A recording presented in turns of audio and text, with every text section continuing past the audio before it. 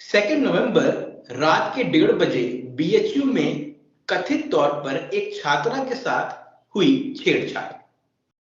देखते ही देखते कुछ घंटे के अंदर इस पूरे मामले ने राजनीतिक मोड़ ले लिया। यूपी के कांग्रेस के प्रेसिडेंट अजय राय ने एबीवीपी यानी कि अखिल भारतीय विद्यार्थी परिषद, जो कि बीजेपी की एक स्टूडेंट ऑर्गेनाइजेशन कही जाती है, उस पर उंगली उठाई इस घटना के लिए। वहीं एबीवीपी ने कहा कि ये ऑर्गेनाइजेशन को बदनाम करने का एक तरीका है और उन्होंने कंप्लेंट लिखाई यूपी कांग्रेस के प्रेसिडेंट के खिलाफ। बहरहाल ये पूरा मामला है क्या और ये किस तरफ जा रहा है, इसके लिए मेरे साथ बात करने के लिए आज मौजूद हैं अखिल भारतीय विद्यार्थी परिषद की नेशनल सेक्रेटरी मिस साक्षी प्रताप। साक्षी जी, मेरे मंडे टॉक इंटरव्यू सीरीज में आपका स्वागत है। जी बहुत बहुत धन्यवाद। मेरा सबसे पहले आपसे सवाल यही है कि इस मामले के बारे में कुछ अपने शब्दों में बताएं कि आखिर ये पूरा मामला है क्या। बिल्कुल, इंसिडेंट जो है 2 नवंबर और अराउंड 1:30 AM की बात है कि IIT BHU बीटेक की एक स्टूडेंट अपने हॉस्टल से निकल कर जाती है और अपने एक मेल फ्रेंड के साथ जा रही होती है और पास में उस एरिया से 3 लोग एक बाइक से जा रहे होते हैं। वो अपनी बाइक को रोकते हैं, उतरते हैं और उसके साथ बदतमीजी करते हैं, बदसलूकी करते हैं। और जैसा आज के विषय को बताऊं तो आज IPC की भी धाराएं लगाई गई है, यानी कि गैंगरेप हुआ है ऐसा क्लेम किया गया है। तो वो भी एक विषय अपने सामने आ जा रहा है। और उस इंसिडेंट के बाद में ऐसा हम सभी को एक स्टूडेंट होने के नाते कैंपस के नेक्स्ट मॉर्निंग में पता चलता है कि ऐसा कोई इंसिडेंट हुआ है कैंपस के अंदर, जिसके लिए हम गैदर होते हैं एक पॉइंट पर IIT BHU के अंदर। उस IT कैंपस में जब हम वहां पर गैदर होते हैं तो वहाँ स्टूडेंट्स की डिमांड होती है, जस्टिस की डिमांड होती है और रिस्ट्रिक्टेड एंट्री के बारे में बोलते हैं, क्लोज कैंपस के बारे में बोलते हैं। बाद में वो अपने डायरेक्टर को मिलने के लिए बोलते हैं कि डायरेक्टर को मिलने आना पड़ेगा। हालांकि डायरेक्टर की कोई रिस्पॉन्स नहीं रहती है, पूरे दिन प्रोटेस्ट चलता है। And around 5:30 PM same day evening में डायरेक्टर ऐसा कॉल लेते हैं कि जो IT के स्टूडेंट्स है वो जिमखाना ग्राउंड में कलेक्ट हो जाए, वहां वो उनसे बातचीत करेंगे विद ID कार्ड्स। तो लाइक दैट कि हम वहां तो नहीं जा सकते थे, बट IT के स्टूडेंट्स जिमखाना ग्राउंड में कलेक्ट होते हैं, वहां उनके डायरेक्टर से बातचीत होती है बहुत सारे इश्यूज को लेकर। लेकिन उन्होंने अपना प्रोटेस्ट वहां पर फिनिश कर दिया और वहां बातचीत ऐसा कैंपस में बाउंड्री को लेकर हो जाती है। वो जस्टिस का पॉइंट कब जस्टिस से हटकर कैंपस के डिवीजन पर आ जाता है, ये जब ओवरऑल BHU कैंपस में अभी पढ़ने वाले स्टूडेंट्स, इवन हमारे अल्यूमनाइज जो महामना जी को उन्होंने किस विचार के साथ विश्वविद्यालय 1916 में बनाया था। जब उन्होंने बनाया था तो एक मल्टी डिसिप्लिनरी कैंपस के बारे में सोचा था कि डिफरेंट सब्जेक्ट के डिफरेंट कोर्स के स्टूडेंट एक साथ एक कैंपस में बढ़े। इसीलिए उस कॉलेज का नाम बनारस इंजीनियरिंग कॉलेज था उस टाइम। तो ऐसे मेडिकल का कॉलेज, इंजीनियरिंग का कॉलेज, ऐसे बहुत सारे संस्थान, महिला महाविद्यालय एक कैंपस के अंदर बनाने की कल्पना की उन्होंने। सब्जेक्ट्स के बारे में भी ऐसा है कि performing arts, visual arts, science है, तो सारे सब्जेक्ट, एग्रीकल्चर एक साथ पढ़ रहे हैं। लेकिन जब बात जस्टिस से सिर्फ होकर डिवीजन की आ जाती है तो BHU के जो स्टूडेंट्स होते हैं पहले अलग अलग ऑर्गेनाइजेशन के माध्यम से अखिल भारतीय विद्यार्थी परिषद के भी कार्य करते हैं नेक्स्ट डे ही, क्योंकि हम पहले दिन तो IT के स्टूडेंट्स के साथ उस प्रोटेस्ट में होते हैं, बट नेक्स्ट डे हम एज अ ऑर्गेनाइजेशन भी अपनी वॉइस को रेज करते हैं। और हम सेंट्रल ऑफिस है जो वहां पर रजिस्ट्रार को अपने डिमांड लेटर देने के साथ साथ लगभग वहां आंदोलनरत रहते हैं, हम बातचीत करने की कोशिश करते हैं। तो बातचीत में एक तो जो दीवार वाला पॉइंट होता है उस पर निकल कर ये आता है कि दीवार के बारे में अभी कमेटी बनेगी, चर्चा होगी, उसकी रिपोर्ट आएगी 1 वीक में। और एजुकेशन मिनिस्ट्री से चर्चा हो चुकी है IT के डायरेक्टर की, ऐसी बातचीत हमारे ध्यान में आती है। पर जस्टिस की बात में ऐसा रहता है कि FIR दर्ज हो चुकी है और कल्प्रिट्स के लिए खोजबीन जारी हो गई है। कैमरे तक के जो रिकॉर्ड्स हैं वो पुलिस लेकर जा चुकी है और जो बहन के साथ हुआ ये कृत्य, उनका मेडिकल भी कराया जा चुका है, ऐसी एक जानकारी मिलती है अपने को। तो फिर हम भी अपना प्रोटेस्ट उस दिन फिनिश करते हैं, क्योंकि जस्टिस की बात होती है तो अपने डिफरेंट प्लेटफॉर्म्स के थ्रू अपनी इस बात को रेज करते रहेंगे, ऐसा हम विचार करके करते हैं कैंपस में। लेकिन ये बात यहीं थमती नहीं है कि डिवीजन की बात खत्म हो गई, बल्कि डिवीजन की बात को इतना बढ़ जाता है कि कुछ पेजेस जो होते हैं ITBHU के नाम से बनते हैं, और वो ये बोलते हैं कि हमको अलग कैंपस चाहिए, अदरवाइज बाउंड्री वॉल्स या कैंपस के आउटसाइड एक एरिया हमको दिया जाए, यानी वो कुछ एरिया तक सजेस्ट कर देते हैं। आई डोंट नो कि वो ऑफिशियल है कि नहीं, शायद में भी, लेकिन जो भी वो पेजेस के थ्रू पोस्ट आते हैं कि ऐसा ऐसा करना है। तो BHU का अराउंड 7,000 स्टूडेंट 3 दिनों पहले BHU कैंपस में जो विश्वनाथ मंदिर है वहां पर एकत्रित होते हैं, और वहां से मार्च करते हुए मालवीय भवन, यानी कि वो स्थान जहां पर महामना जी रहे, उनका निवास, और जहां पर उन्होंने अपने प्राण त्यागे, उस स्थान पर BHU का वो 7,000 स्टूडेंट्स कलेक्ट होता है, और वहां पर विश्वविद्यालय का बंटवारा ना, उसके संदर्भ में बहुत से स्लोगन्स भी रेज किए जाते हैं और अपनी बात रखी जाती है। और जस्टिस के लिए कुछ सस्पेक्ट्स को पकड़ा भी जाता है पुलिस के द्वारा, और उनसे पूछताछ भी की जा रही होती है। तो ये कंटिन्यूअस चल रहा होता है, लेकिन अभी कल से वापस से ITBHU के स्टूडेंट्स ने अभी ऐसा कि जस्टिस होनी चाहिए, जो बाउंड्री की डिमांड थी हमारी वो गलत थी, उन्होंने एक नोट भी निकाला है, बाउंड्री की बात हमने नहीं कही, ऐसा उन्होंने क्लेम किया कि अदर स्टूडेंट्स क्लेम दैट, और ऐसा बोल के उन्होंने जस्टिस की बात को रेज करते हुए कल से ITBHU डायरेक्टर ऑफिस के पास वो प्रोटेस्ट कर रहे हैं। कल मार्च भी निकाला था और अभी आज भी कंटिन्यूअस चल रहा है। तो अभी ये जो पूरा ओवर सिचुएशन है घटनाक्रम के, ये जो पूरे मामले ने पॉलिटिकल टर्न ले लिया है, ये जो कांग्रेस के प्रेसिडेंट ने ABVP के खिलाफ जो कहा या जो उंगली उठाई, और ये जो FIR हुई, ये क्या मामला है? उन्होंने ये बात क्यों कही? क्या उनके पास कोई प्रूफ थे? उन्होंने कोई प्रूफ दिखाया आपको? प्रूफ तो वही बता पाएंगे, क्योंकि उन्होंने एक सोशल मीडिया हैंडल से लिखने और एक स्टेटमेंट देने के बाद तो वो गायब ही हो गए कि कौन सा प्रूफ है उनके पास। अदरवाइज मुझे तो ऐसा ही लगता है कि जब किसी को छुपाना होता है तो दूसरे का नाम आगे कर दो। उन्होंने कुछ ही किया कि जो आरोपी थे उनको बचाना था या छुपाना था, जो भी करना था, इसलिए उन्होंने ABVP का नाम आगे कर दिया। और सबसे बड़ी बात कि बात जस्टिस की, बात BHU के अंदर पढ़ने वाली एक लड़की के साथ हुए जघन्य कृत्य से उसको न्याय दिलाना थी, न कि राजनीति करने का। लेकिन कांग्रेस और जो कांग्रेस के यूपी के प्रदेश अध्यक्ष है, वो महिलाओं के बारे में कैसी ओछी टिप्पणी पूर्व में भी कर चुके हैं, और उन्होंने वापस से वही अपना राजनीतिक चेहरा समाज के सामने परोस दिया, और उन्होंने ABVP पर भी वैसी ही टिप्पणी की। तो बस मुझे यही लगता है कि उनका पूरा प्रयास मुद्दे को भटकाने का है, न कि न्याय दिलाने का, और दूसरा दोषी को छुपाने का भी उन्होंने पूरा प्रयास किया। बल्कि ट्विटर हैंडल, यूपी कांग्रेस के ट्विटर हैंडल के माध्यम से ABVP के कार्यकर्ता जो हमारे साथ, हम एक समरसता के भाव से कार्य करते हैं, पर हम कार्यकर्ताओं को भी एक गाली जैसे शब्दों का प्रयोग यूपी कांग्रेस के ट्विटर हैंडल से किया जाना और गंदे शब्दों में बोलना, संबोधित करना, वो सारी चीजें भी की गई। उससे स्पष्ट होता है कि आखिर तिलमिलाहट कहाँ पर, किसे डर है कि कौन पकड़ा जाए। हम तो सामने खड़े हैं, हम तो आज भी बहन की न्याय के लिए लड़ रहे हैं, आप क्या कर रहे हैं? प्रश्न ये भी है कि आप उसके न्याय के लिए क्या विचार कर रहे हैं, क्या करना? अब आप तो खुद एक फीमेल हैं, आप खुद BHU में पढ़ रही हैं। कैंपस में वुमेन सेफ्टी का इशू कितना इंपॉर्टेंट है और प्रेजेंटली इसको कितना एड्रेस किया जा रहा है? क्योंकि आप तो वहां रोज जाती हैं, क्लासेस करती हैं, तो आप ज्यादा उस चीज को बता पाएंगी।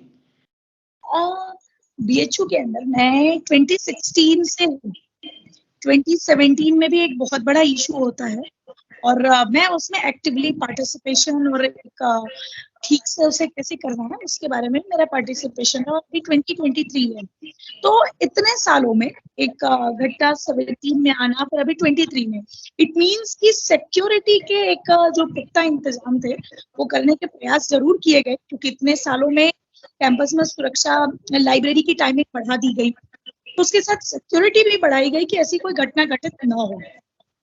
पर अगर अभी ऐसी कोई घटना घटित होती है तो वो चिंता का भी विषय होती है, क्योंकि जिस एरिया में घटना घटित हुई वहां पर स्ट्रीट लाइट्स बिल्कुल ही कम है, न के बराबर उस पूरे एरिया में।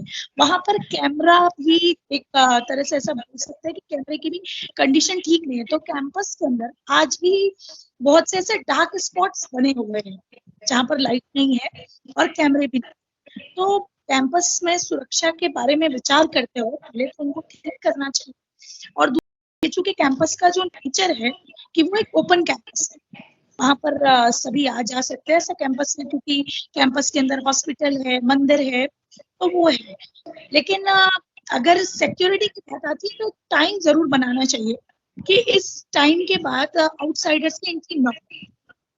वो आउटसाइडर एंट्री, क्योंकि हमारा जो मंदिर भी है वो भी 9 बजे तक बंद हो जाता है, तो उधर कोई काम नहीं आउटसाइडर्स के। और इवन जो हॉस्पिटल है, हॉस्पिटल के एरिया को सिक्योरिटी के बाउंड्री में कर देना चाहिए कि वहां पर रात के 10 बजे के बाद कोई इनसाइड कैंपस एंट्री न कर पाए। तो सिक्योरिटी हमारी कैंपस में और भी पुख्ता हो जाएगी, और हम सभी एक कैंपस में सेफ भी फील करेंगे। तो आपको क्या लगता है इस घटना पे, अभी तो बहुत इनिशियल है, इन्वेस्टिगेशन चली रही है, लेकिन आपको क्या लगता है इसमें कोई अंदर के लोग इन्वॉल्व हैं या बाहर के लोग हैं? अभी क्या है, कैंपस का जो इन्वायरमेंट है हमारा, मुझे लगता है हमारा कैंपस थोड़ा यूनाइटेड भी रहता है, तो अंदर का तो नहीं ही हो सकता कोई भी। और जैसा अभी तक सस्पेक्ट के बारे में भी जो जानकारी आई है, तो वैसा सस्पेक्ट भी जो रहे हैं मोस्टली बाहर के ही है, और कैंपस का कोई स्टूडेंट ऐसे किसी कृत्य में लिप्त हो ये संभव नहीं है, जरूर ही कोई बाहर का ही रहा होगा। अच्छा, मैं आपसे एक चीज जानना चाह रहा था इस टॉपिक से थोड़ा सा हटके। आप तो यूथ लीडर हैं, मैं ये एक दो सवाल मैं पहले भी मतलब पूछ चुका हूँ। स्टूडेंट जब हम होते हैं, जैसे मैं जब स्टूडेंट था, या जब हम स्टूडेंट होते हैं, जब किसी हम ऑर्गेनाइजेशन में जुड़े हुए होते हैं, तो क्या इसका इस मतलब छात्रा के टॉपिक से हट के मैं एक आपसे टॉपिक पूछ रहा हूँ, इट्स अबाउट यूथ पॉलिटिक्स। तो जब हम स्टूडेंट होते हैं, किसी कैंपस में होते हैं, जब पढ़ने जाते हैं कहीं, तो क्या वहां पर पॉलिटिक्स अलाउड होनी चाहिए एज अ स्टूडेंट? क्या जब हम किसी एजुकेशनल इंस्टीट्यूट में जाते हैं तो क्या वहां पे इलेक्शंस और पॉलिटिक्स और ये होने चाहिए, या एक बार हम बीए एमए पार कर लें उसके बाद हमें इसमें एंट्री करनी चाहिए? आप क्या मानती है? मैं पर्सनल आपका भी जानना चाहता हूँ। जहाँ तक बात पॉलिटिक्स का है, तो विद्यार्थी परिषद एक तो जो बात है वो हमेशा राजनीति नहीं छात्र नीति की बात हम करते हैं, क्योंकि कैंपस के अंदर जो विद्यार्थी पढ़ रहा है उसकी आवाज को कौन उठाएगा?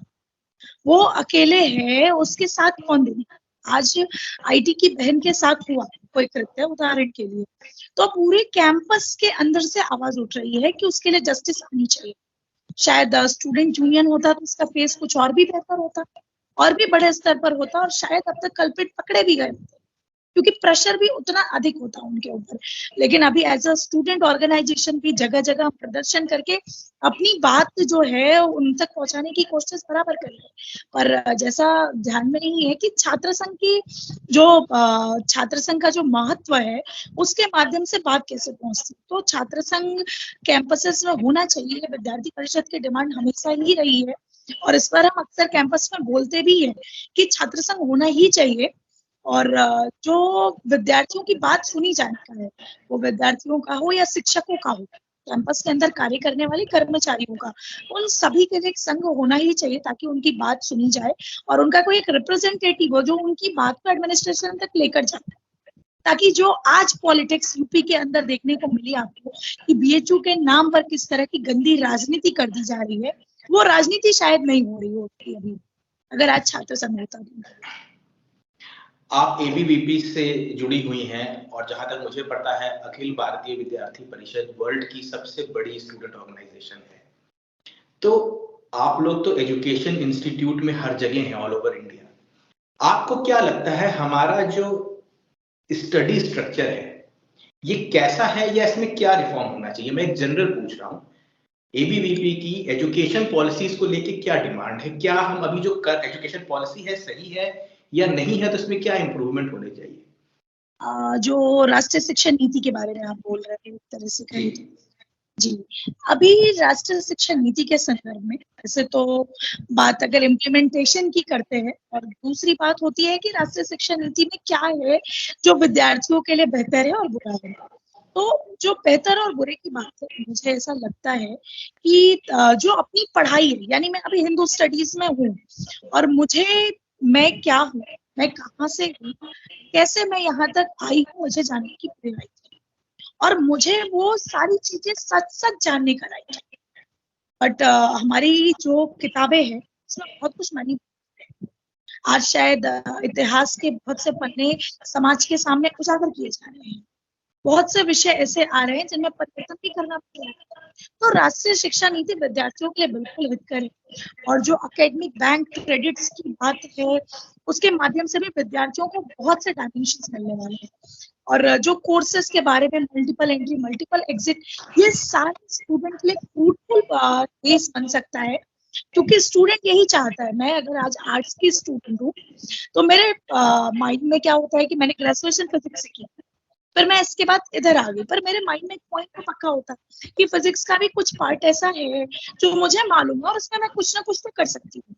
पर आज जो राष्ट्रीय शिक्षा नीति आएगी, आ रही है अभी बीएचयू में, हालांकि इम्प्लीमेंटेशन उसका तो बहुत ही कम है, लेकिन लागू होने के बाद मैं हिंदू स्टडीज की पढ़ाई के साथ साथ उसका एक का जो वैदिक पॉइंट है फिजिक्स, केमिस्ट्री, मैथमेटिक्स के माध्यम से वो भी मैं लेकर आ सकती हूँ। मेरे रिसर्च का एरिया उधर भी जा सकता है, आज की साइंस के साथ साथ हमारे वैदिक एरा को कनेक्ट करते हुए वो एक पार्ट डेवलप होगा। मैं दो अलग अलग एरा, मतलब दो अलग अलग स्ट्रीम के सब्जेक्ट भी पढ़ सकती हूँ, क्योंकि मेरा इंटरेस्ट वैसा है। आज एक फिक्स स्ट्रीम के कोर्सेज है, साइंस है तो आपको बीएचयू के अंदर 16 से 17 से डिफरेंट कॉम्बिनेशन है, पर तब के टाइम में मैं साइंस के साथ एग्रीकल्चर का भी कॉम्बिनेशन ले सकती हूँ। अभी नहीं है ऐसा, मैं बायो भी ले सकती हूँ या फिर आर्ट्स से सोशल भी। तो मुझे लगता है कि शिक्षा नीति के बहुत से फायदे हैं और विद्यार्थियों के लिए बहुत ही हितकर है, और इसके लागू होने में अभी जरूर बिल्कुल समय है, थोड़ा धीरे धीरे करके ही करना पड़ेगा। एक अचानक से कोई भी परिवर्तन कभी नहीं आता, धीरे धीरे करके अगर हम इम्प्लीमेंट करेंगे तो हम स्टूडेंट्स को पक्का एक लाभ मिलने वाला है। और पढ़ाई में एक जो मल्टी, महामना जी ने जो बीएचयू स्थापित किया, अभी मैं थोड़े समय पहले आपको बता रही थी, तो वो BHU is ideal for national education policy, क्योंकि जो बीएचयू 1916 में बना वो आज राष्ट्रीय शिक्षा नीति उसके बाद आज कर रही है। तो एक बीएचयू को एक आइडियल और एक मॉडल के रूप में भी लेकर उस पर कार्य करना चाहिए। और जो अभी सिंगल फैकल्टी इंस्टीट्यूट्स बनाए जा रहे हैं उसके बारे में भी बिल्कुल सोचा जाना चाहिए कि एक एक कोर्स के इंस्टीट्यूट्स बनाने से बेहतर है कि बहुत सारे कोर्सेज का एक इंस्टीट्यूट बनना चाहिए। जैसा बीएचयू है, इंजीनियरिंग भी है तो मेडिकल भी है और बाकी स्ट्रीम्स तो है ही है। तो उस तरह का अगर विचार करके बनाया जाए तो स्टूडेंट का डेवलपमेंट, जैसे मैं आर्ट्स में पढ़ती हूँ बट मैं परफॉर्मिंग आर्ट्स के स्टूडेंट के साथ भी बैठ सकती हूँ, उसका भी जान सकती हूँ कि विषयों में क्या चल रहा है। मैं विजुअल आर्ट्स में भी जान सकती हूँ तो मैं साइंस में भी जान सकती हूँ। तो एक वो जो डेवलपमेंट का मोड मिलने वाला है इस राष्ट्रीय शिक्षा नीति के पूरी तरह से लागू हो जाने पर, वो स्टूडेंट के लिए बहुत ही फ्रूटफुल है। मेरा आपसे आखिरी सवाल है, संक्षिप्त में आपसे जवाब चाहूंगा कि स्टूडेंट पॉलिटिक्स में हम अक्सर देखते हैं कि एक लेफ्ट और एक राइट होता है। ठीक है, अगर आप कुछ इंस्टीट्यूट्स को देखें तो वो लेफ्टिस्ट माने जाते हैं, उनकी विचारधारा अलग मानी जाती है। अगर आप कुछ इंस्टीट्यूट्स को देखें या कुछ स्टूडेंट ऑर्गेनाइजेशंस को देखें तो वो राइटिस्ट माने जाते हैं। तो इस पे इस जो ब्रॉड स्पेक्ट्रम है, जो स्टूडेंट ऑर्गेनाइजेशंस हो या पॉलिटिक्स हो, इसको हमेशा ज्यादातर दो ही हिस्सों में बांटा जाता है, या लेफ्टिस्ट कहा जाता है या राइटिस्ट कह दिया जाता है। तो इसको आप क्या देखती हैं, क्या लेफ्टिस्ट राइटिस्ट का क्या कॉन्सेप्ट है और आपके हिसाब से सही क्या है? मुझे लगता है कि राइट जैसा कुछ भी नहीं है, सेंटर जैसा है बिल्कुल, कि whatever is the truth we are saying, ये जो सच है उसके लिए खड़े रहना सही है और वो सेंटर का पॉइंट है। सेंटर से deviation is right and left.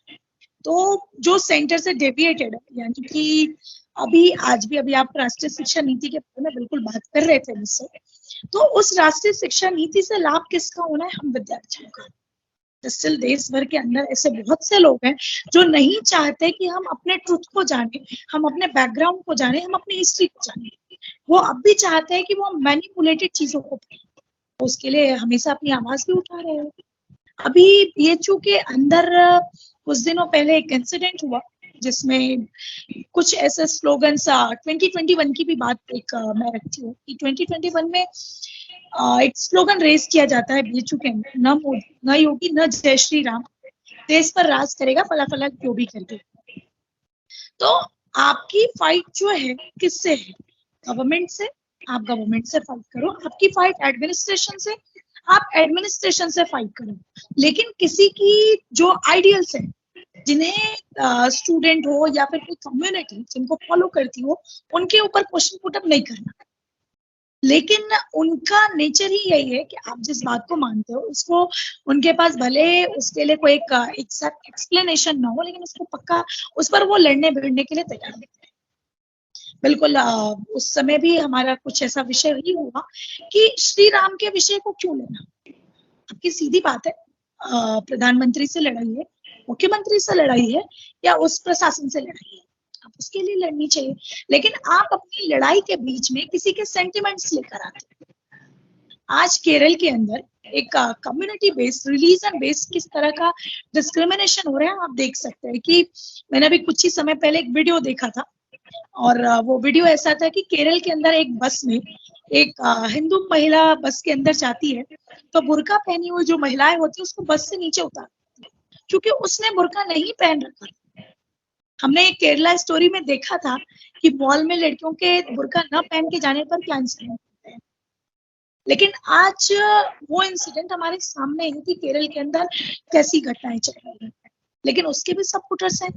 आज एनआईए की रेड पड़ती है हमारे कैंपस के आसपास के एरियाज में, क्योंकि जिन संगठनों को केंद्र सरकार द्वारा बैन कर दिया गया है उनकी भी गतिविधियों में लगते हैं। आज आईएसआई की गतिविधियों को भी प्रमोट करने वाले लोग आतंकवादियों के सपोर्टर्स हैं, तो उनको हम क्या मानने वाले हैं? और उनका पॉलिटिक्स में कैसा रोल है? क्योंकि वो किसी न किसी स्थिति में देश की आंतरिक सुरक्षा के लिए खतरा है, खतरा से ज्यादा नहीं, वो देश की आंतरिक सुरक्षा को चोट पहुंचाने के लिए बराबर प्रयास कर रहे हैं। बात बीएचयू में उदाहरण के लिए न्याय की हो रही होती है कि अभी जो घटना घटित, लेकिन आप उस न्याय में आवाज उठाते हैं कि बिहार में आपका कोई साथी गिरफ्तार हुआ उसको रिहा करो, झारखंड में कोई साथी गिरफ्तार हुआ उसको रिहा करो। यानी कि विषय कुछ भी हो, बात कुछ भी करनी हो, लेकिन अंत में आपको अपना राजनीतिक एजेंडा जरूर उसमें डाल देना है और उसको रिलीज करना है। आज विद्यार्थी परिषद बीएचयू के अंदर अगर लड़ाई लड़ रही है तो उस बहन को न्याय के लिए है। हमारा कोई एजेंडा नहीं, हमारा एजेंडा सच के साथ खड़े रहना और उस बहन को न्याय दिलाना है। लेकिन आज जो बीएचयू के अंदर लेफ्ट ऑर्गेनाइजेशन है, उनका एजेंडा सिंपल है कि उनके साथियों को रिहा किया जाना चाहिए, उनके ऊपर हो रही कार्रवाई को बंद किया जाना चाहिए।